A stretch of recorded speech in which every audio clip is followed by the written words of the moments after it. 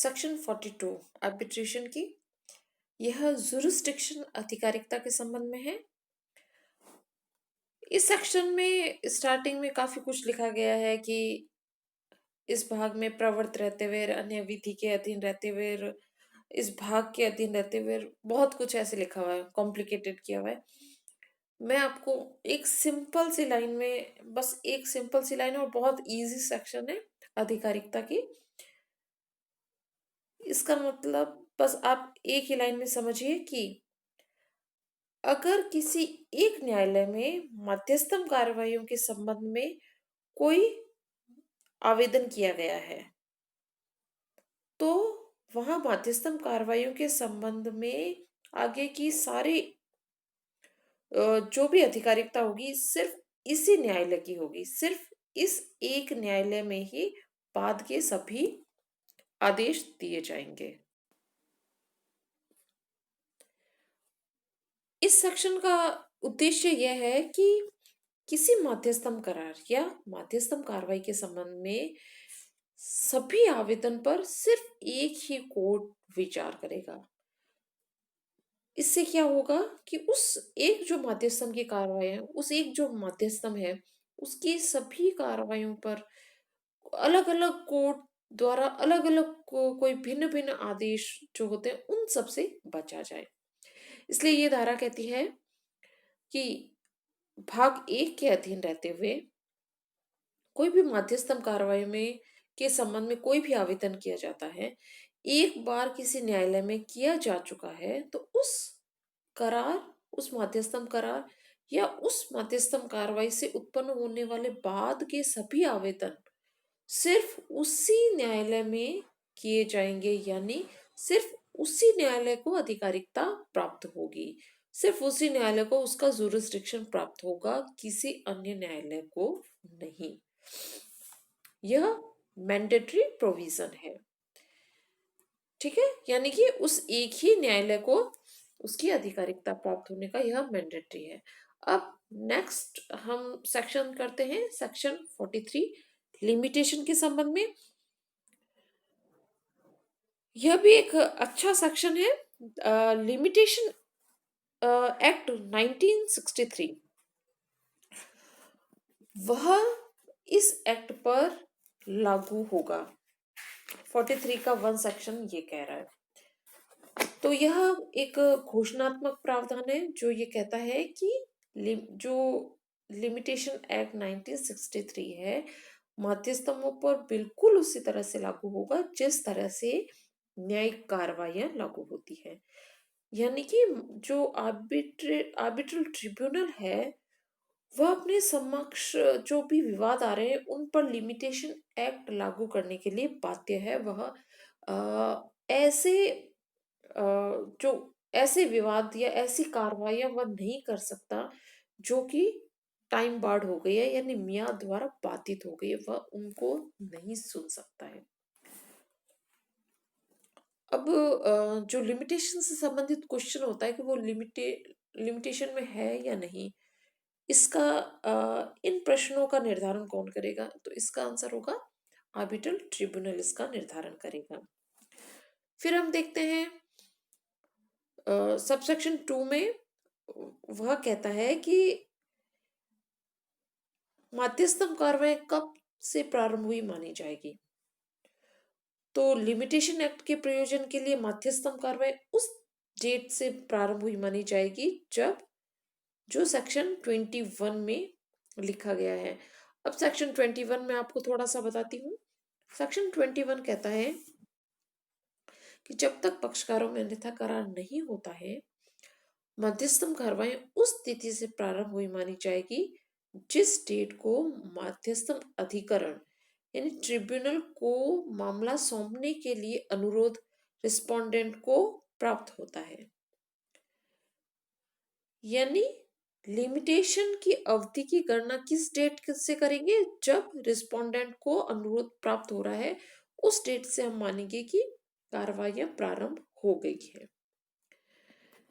ठीक है, अब हम सबसेक्शन 3 देखते हैं। यह कह रहा है, इसे थोड़ा ध्यान से देखिएगा यह न्यायालय को यह शक्ति प्रदान करता है कि जो लिमिटेशन है, समय अवधि है, उसमें वह थोड़ा विस्तार कर सकती है। यानी कि जो करार में निर्धारित समय अवधि दे रखी है, उस समय अवधि को न्यायालय न्याय हित में एक्सटेंड कर सकता है, विस्तार दे सकता है।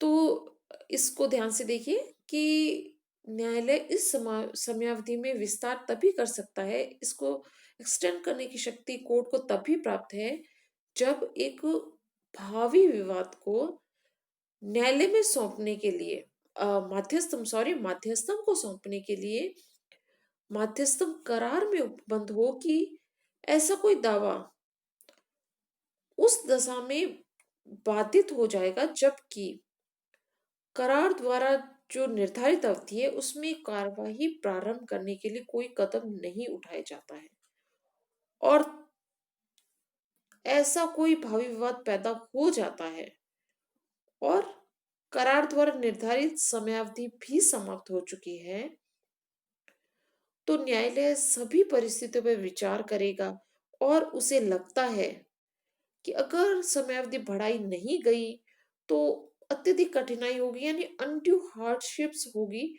तो वह इस समय को एक्सटेंड कर सकता है।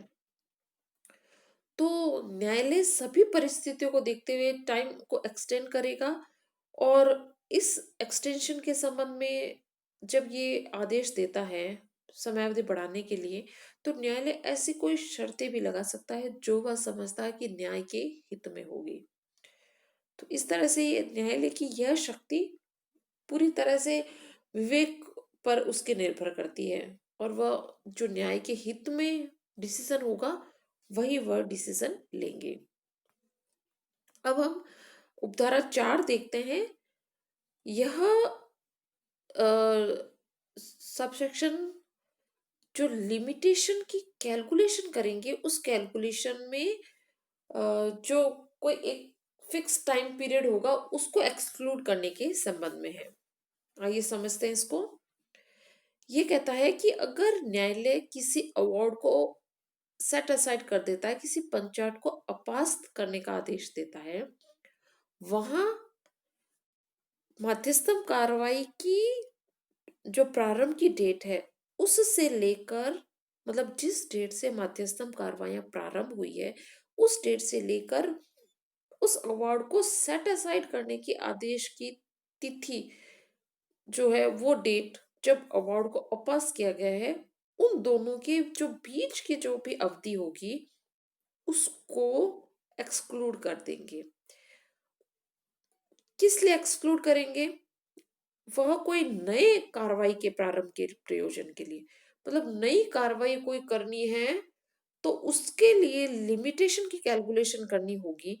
तब ये जो बीच में मध्यस्थम की जो कार्रवाई हुई है उस कार्रवाई को, उस कार्रवाई में जो टाइम लगा है उस टाइम को एक्सक्लूड कर देंगे, अपवर्जित कर देंगे। क्योंकि जो अवार्ड को सेट असाइड किया जाता है तो इसका मतलब ये है कि अ, वह विवाद दोबारा से उठ गया है और वह विवाद दोबारा सुने जाने के लायक है, तो पार्टीज उस मामले को निपटाने के लिए दोबारा से या तो मध्यस्थम के लिए सुपुर्द कर सकती है या फिर वो कोर्ट में केस दायर कर सकती है। और जब वे कोर्ट में जाती है और या फिर नई मध्यस्थम कार्रवाइयां करते हैं, तब 43 का ये उपधारा 4 लागू होगी और उन नवीन कार्रवाइयों में जब नवीन कार्रवाई संस्थित की जा रही है तो सबसे पहले ये देखा जाएगा कि वह कार्रवाई क्या लिमिटेशन के अंदर है, तो उस लिमिटेशन की कैलकुलेशन करने के लिए जो मध्यस्थम कार्रवाई जो पूर्व में की गई है जिसका कि अवार्ड को अपास किया गया है, उस कार्रवाई में जो भी समय वेस्ट हो गया था उस समय को लिमिटेशन की कैलकुलेशन करते समय निकाल दिया जाएगा। तो इस तरह से फ्रेंड्स आपका आर्बिट्रेशन का भाग 1 पूरी तरह से समाप्त हो गया है, जो सेक्शन 2 से लेके 43 तक था आपके। अब नेक्स्ट वीडियो में हम नेक्स्ट पार्ट करेंगे। Thank you so much.